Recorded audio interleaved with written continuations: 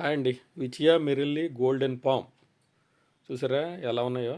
ఇవి మనకి ఫిలిప్పీన్ దేశం నుంచి వచ్చాయండి. మనం ఇక్కడ బాగానే డెవలప్ చేస్తున్నాం. ఇవి బాగా ఎండల్లో కానీ సెమీ షేడ్లో కానీ బాగా పెరుగుతాయండి. వీటిని బంగారు తాడి చెట్టు అని కూడా అంటారు. ఇంకో పేరు ఉంది, గోల్డెన్ క్రిస్మస్ పామ్ అని కూడా అంటారండి. గుజరాత్ అలాంటి చోట్ల బిచియా పామ్ అంటారనమాట. చూడండి అవి పూత విత్తనాలు చల్లటి ఈ టైంలోనే బాగా ఈ విత్తనాలు అవి వస్తాయండి. చూడండి ఎలా ఉన్నాయో ఈ గింజలు. చూడండి వీటిని తయారు చేయడానికి ప్యాకెట్లు తయారు చేసేస్తున్నారు.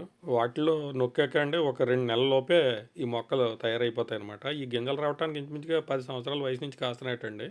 ఈ రైతుకైతే అప్పుడే 4 సంవత్సరాల నుంచి ఇది విత్తనాలు ఇస్తుందన్నమాట. చూడండి ఇది ఒక 3-4 సంవత్సరాల మొక్కలు అనమాట ఇవి తయారయ్యాకను. చూడండి లోడింగ్ కూడా వెళ్ళిపోతున్నాయి. ఇవి బాగా హైట్ కూడా పెరుగుతాయండి. అదిగోండి.